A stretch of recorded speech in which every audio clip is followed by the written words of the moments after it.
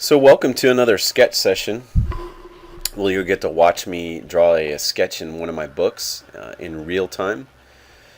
I just want to say thank you to everyone that wrote feedback to me in my blog, talking about whether you'd like to see the video sped up or in real time. I think unanimously, I should say the majority of people wanted to see everything in real time and see how that all worked out. So I'm going to give you my sketch in real time, and it takes about 57 minutes. So for those of you that don't like to watch the sketch in real time, you can either watch it in several segments or just feel free to speed forward and you can see the process that way. That way you can stop and hear my comments. So I figured it was kind of giving you guys the best of both worlds. For those who like to watch it faster can either speed it up. For those who like to watch it in real time can just watch the whole thing through. So just to kind of start talking about the sketch, I went through all my hot rod files and kind of looked at several different cars. And this is going to be a fairly traditional style hot rod. I throw a few kind of automotive design cues in there where I clean up the hot rod a little bit, and it's going to be mostly based on a sedan, a chopped and channeled sedan. And this is one of the books that actually got mailed out. I believe this one went overseas, if I remember right, but I'm not positive. And I should have taken down the name of the person so that they would know that they could watch their sketch on YouTube. So anyways, I start laying out the basic proportions of the hot rod. And just to let you guys know, I have no underlay or anything like that I'm drawing off of. This is purely freehand, straight on the paper drawing. I don't have a sketch or anything like that I had done previous to this. I've gotten to the point now I just like to go at it, freehand and start to lay down my lines and figure it out. And a key element that you want to keep in mind when you're freehanding stuff like this is you want to lay down all your guidelines first. And by what I mean by that is laying down all your wheels. Oh well. Anyways, you want to lay down your wheels and your baseline. You can see the baseline on the wheels there, and then you want to lay down the basic proportions of the car. And I've said this in the past with sketching, you don't want to focus in on one area of detail yet, because what happens is you have this really nice looking detailed area on a car, but the overall proportion of the thing looks wacky. So you really want to take the time to lay out your proportions. And right here, I felt that the front end was going to be way too stubby. So I erased that whole front end, and I'm going to go back at it again and kind of lay it out. And the other thing I'm able to do, I just use a real light stroke while I'm doing this to so that I can go back and erase it, and it's not like this heavy pencil line that I laid down. So I can go back and change proportions on the car as needed. So I'm just holding the pencil real lightly to do this. See, here's where I decide that I didn't like any of the proportions of my car. The nose was too stubby, the roof line was too long. So I decided to shorten that up a little bit. And then I start moving the sketch back a little bit more to shift it over.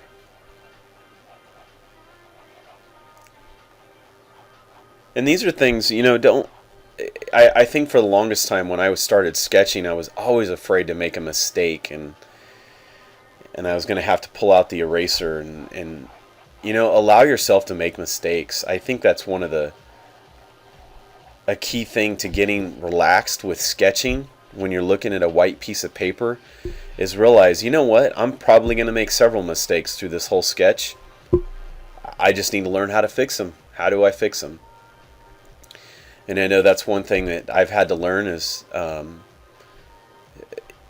think that really separates a professional from an amateur, is learning how to fix your mistakes and realizing that you're going to still make mistakes as a professional artist, and that's okay. And allow yourself to make those mistakes, and you'll learn from it, and you do better the next time.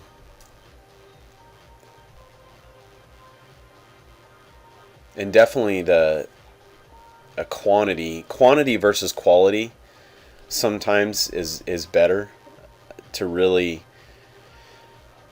to get a lot of sketches under your belt really teaches you, how to get better. And as you do that, every sketch will get better, every one you do. So I think when you're first starting out, I tend to say go for quantity versus quality. And I guess you do need to take your time to make your sketch look right. But I know that with every one you do, you'll improve.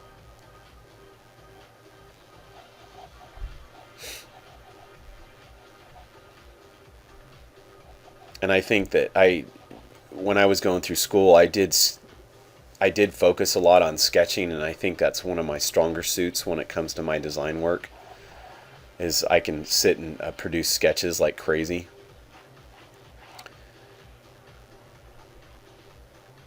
My rendering techniques are, they're decent. They can show stuff, but definitely compared to some of the other people out there, I don't think I'm one of the stronger renderers out there.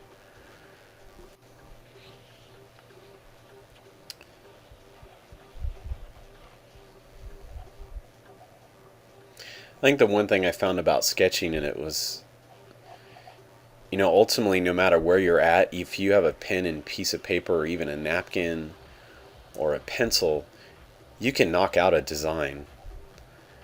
If you become really efficient at painting and digital painting, or even traditional painting, which I think is amazing, and I still admire those talents. But as a designer, the ability to sketch anywhere, anytime is, I think, more important. Unless you're taking an illustration route, because there was times when I was, doing production work for Troy Lee Designs. I was in the middle of China, and I didn't have my stuff with me, so I literally would pull out, pieces of paper and cut it, or, to try to make a surface. Or I would just sit down and redraw the thing, because they always had pen and paper around. But I didn't always have my computer or all my markers or anything like that. So it was just, I really focused on my sketching quite a bit for several years. And I think I'm pretty decent at it now. And a lot of this stems from doing a lot of those exercises that I've been showing you guys how to do, and really training my mind to put down on paper what I'm thinking about.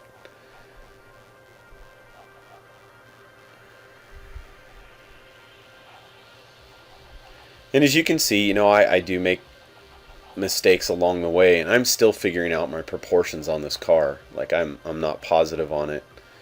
I know what I want, so sometimes it takes, several lines to get it down. You can see me laying down perspective lines there to get all my perspective lined up with the engine in the front and the roof line.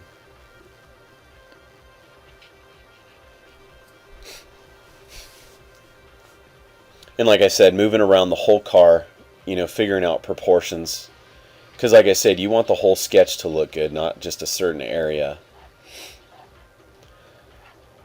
So right here, I decided to really kick out the front wheels and give it some more length. And then I realized I didn't leave myself any room there on the right.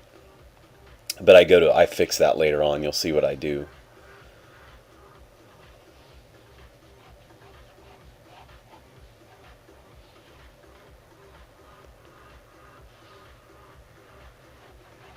So here I'm actually starting to think about some of the surfacing on the roof and the shoulder there. And then you can see I'm starting to get a little darker with my lines because I'm feeling like, okay, this is the proportion I want. I can start filling in this stuff and feel okay with it. I know I'm not going to have to come back and erase it. So I really start to fill it in.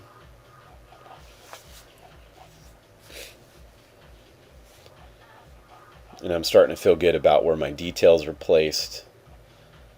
And a lot of this is really light line work, you can tell, and that way I can move stuff around.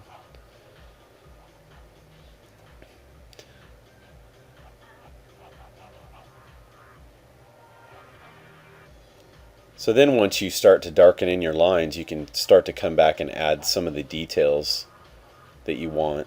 I added some real quick rivets to that little lip that hangs out over the roof line.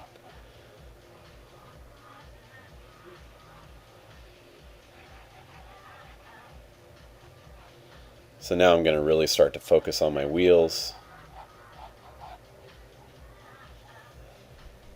Putting in a shadow line underneath the car. Now I'm going to come in and start thinking about the frame rails, the engine. Like I said, I'm feeling pretty good where everything's placed. So you'll start to see me darken in more of the details on the car.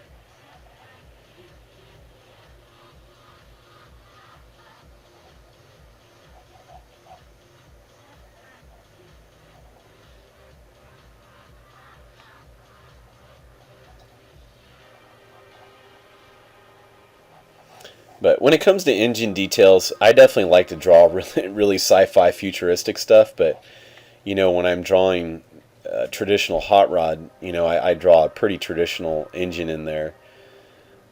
Unless I'm doing a hot rod for the future. Now you'll see me on this front grille. I actually spend a little bit of time on it because I think what I struggled with on this part was the wheel with it being shoved back that was meeting that corner was really, it was feeling scrunched in the front. So I didn't know where to place that grille. So I just kept, and this is a technique I'll use. If I don't know what to do with it, take your mind somewhere else where you know where stuff is going to be placed. This here, so I draw the intake manifold and then start to draw the carburetor stacks coming off the intake manifold. And this is another thing as a designer to know how things function and work, so that you know the basics of an engine. You can sit there and draw it. Now, it may not be exactly what it looks like, but anybody that looks at it will understand that, okay, that's a carburetor intake, that's a carburetor, those are stacks coming up. You know, I've dealt with engines a lot. I've rebuilt several, so you get to know the engine pretty well when you actually physically rebuild it. And it's really fun, and as a designer, it becomes part of your arsenal. You know how that stuff works and functions. And the beauty of it, too, that when you go to draw the sci-fi stuff that's way out there, you still know that you can put some functionality to the engine and how it functions and operates, but you take it into the future a little bit more.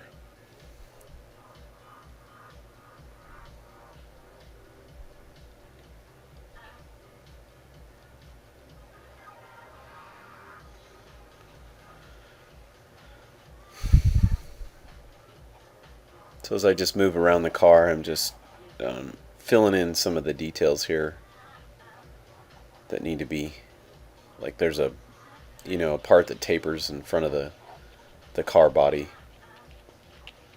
So getting that drawn in. And I keep going back and forth to my wheels here because I kind of put myself in a funky spot with shoving that sketch all the way to the front like that. So you'll see what I end up doing to fix that, and it really helped me out to finally figure out the grille and some of the other details. So right now I'm still struggling, trying to figure out how to do this grille up here and make it look cool. I've always, shied away from the standard typical hot rod grille just because I think there's so many more options out there to do, and So I didn't want to just put a typical, kind of 32 Ford or 34 Ford grill or anything like that on there. I always want my grills to feel as if they were hand built, shaped out of metal. Some guy wanted a custom grill, and that has sort of a kind of a still race appearance to it, and the salt, like, obviously the salt flats always inspire my artwork, and so does World War II aircraft, especially when I'm drawing hot rods, just because they're from that same era.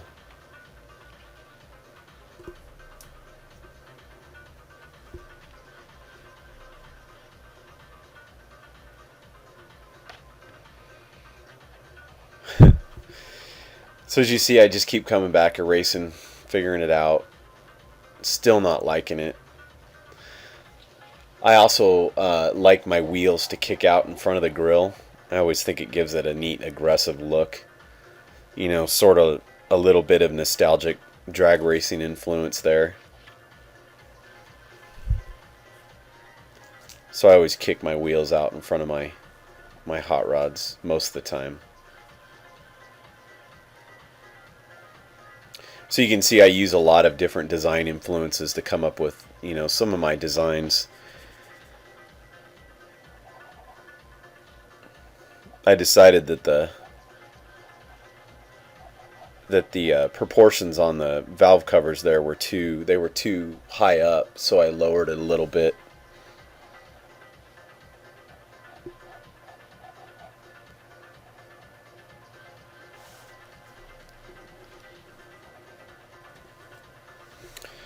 So here I'm going to really start filling out more of the details on the engine. And then when it comes to exact details on the engine, I really don't follow a lot. A lot of times I'm influenced by flatheads, mixed with Hemis and different stuff. I really don't focus a lot on the exact details of the engine. I mean, because most people get that, you've got the valve cover, and then you've got the exhaust, the intake manifold, the carburetors. If you get all those pieces on there, everyone understands that that's an engine. And the only way I would draw an exact engine is if that's part of the, brief, that, you need to draw a flathead in here, or if I'm even doing a client's car, they need to have an exact engine in the design, so I will draw it in there then. But when I'm drawing freehand, I'm just pretty much making up stuff out of my head, because I know what an engine looks like. But it's not like an exact replica of a Weber or a Edelbrock header, or anything like that.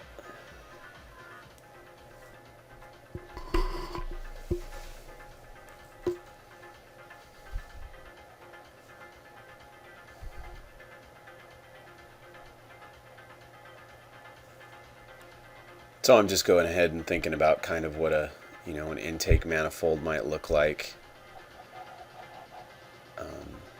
Putting a lot of nooks and crannies in there. A lot of this is what I would consider a little bit of indication with pencil. That's a very common thing that happens with illustrators and paint, using the brush to just lay down, bumps and dots and lines that almost signify detail, but when you look at it closely, it's really nothing. So one of my favorite artists out there, Tom Fritz, he's featured in this second book here. He's a master at indication. And if you're not familiar with that, like I said, it's a very common term in the illustration area and the painting type stuff, that when painters get really good at their trade, you can tell a good painter is not painting details. They're actually what they call indicating. And like I said, when you zoom in close, you can't tell what it is, but when you zoom away and you kind of get a look at the painting from a distance, it all goes together nicely and creates a form and creates detail and stuff. And it's just, I've always admired that in a painter. I always look for that in paintings. Somebody that can indicate really well.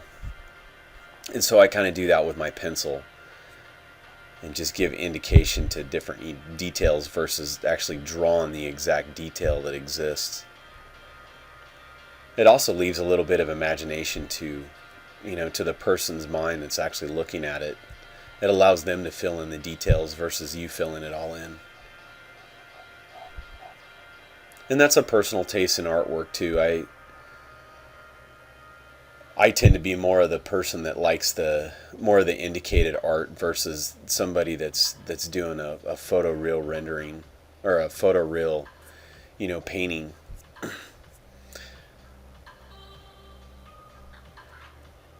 Another really good master at doing indication with line work is a guy that's in my first book. His name is Mike Miernick, and he's got a really neat line quality to his stuff.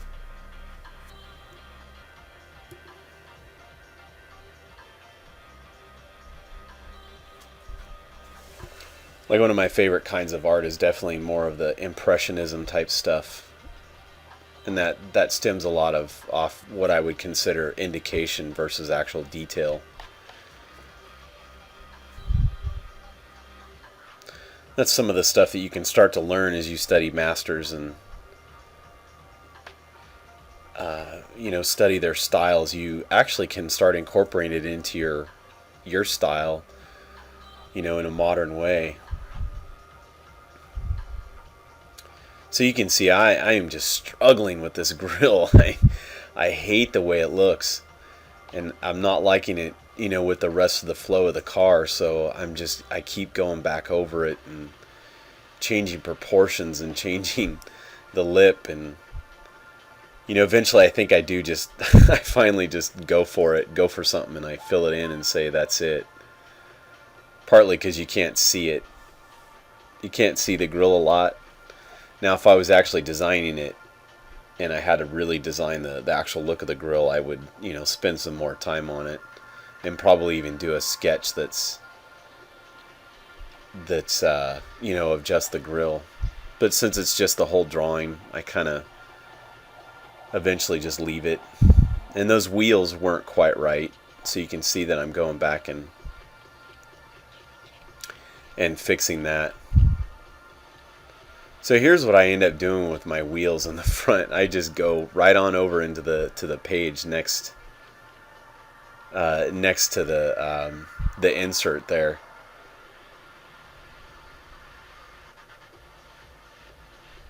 And finally, when I start to fill out that wheel and how it goes on to the other page, I start to feel like the sketch has opened up a little bit more. And I think that's how I finally come to my conclusion on my grill, is that was so scrunched up there that I couldn't figure out how to do it.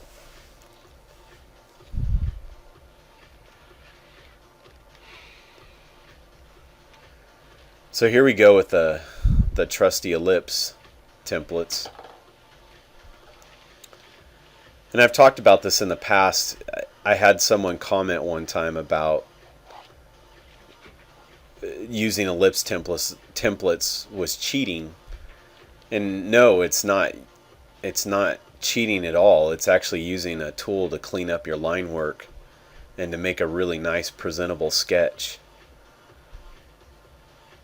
I mean, obviously you can tell that I know how to draw an ellipse, but it's still freehand, and it still has some roughness to it, so you can take the ellipse guide and go over it and really clean it up. Makes it look, like I said, a better presentable sketch, and it makes it look more professional.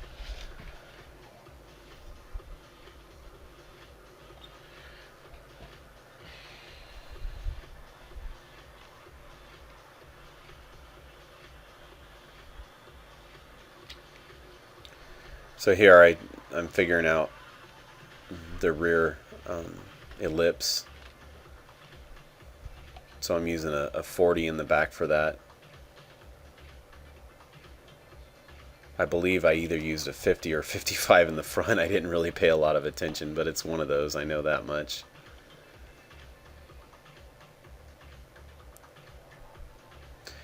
And if you're looking for, if you need to know where to get like ellipse templates at, you can order them either off of Amazon or any type of architectural supply carries these things.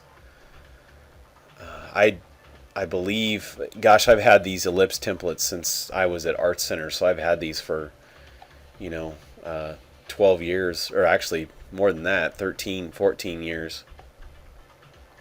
So you kind of forget where you get some of that stuff after that many years. But yeah, any architectural supply store, Amazon.com, I've seen it on there. I've even seen sets on eBay. Try to find a used set if you can, because actually brand new, these things are pretty expensive. And there's always people out there that are getting rid of, drawing stuff that they might have dabbled in, and they decide to sell it because they're not going to do it anymore. So, have a look around and probably be able to get them really cheap that way.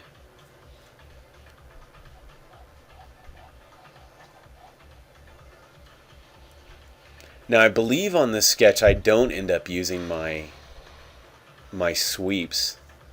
So see, I'm still struggling with that front end. That's what I was looking at. I'm just so stuck on it. I just don't like it. I think, like I said, it's because it's so scrunched in front. So what I do is, I put my mind in another area and I start to fill in other areas that, still need a little bit of work, and it allows my mind to rest from that front end. I can think about it a little bit more, and then I'll probably go back at it again to get it figured out. So here I'm really just laying down darker strokes, and here I use an ellipse template to lay down my shadow.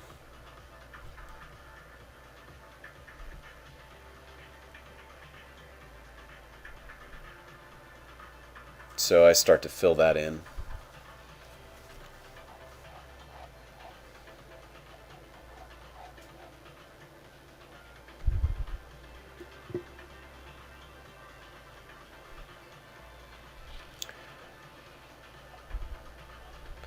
Well, I'm almost about a halfway point here, so I'm going to go ahead and wrap the video up. And if you want to see the rest of the video, go ahead and go to part 2 and check it out, and you can see the finished sketch that way. So thanks for watching, and thanks for everybody's comments.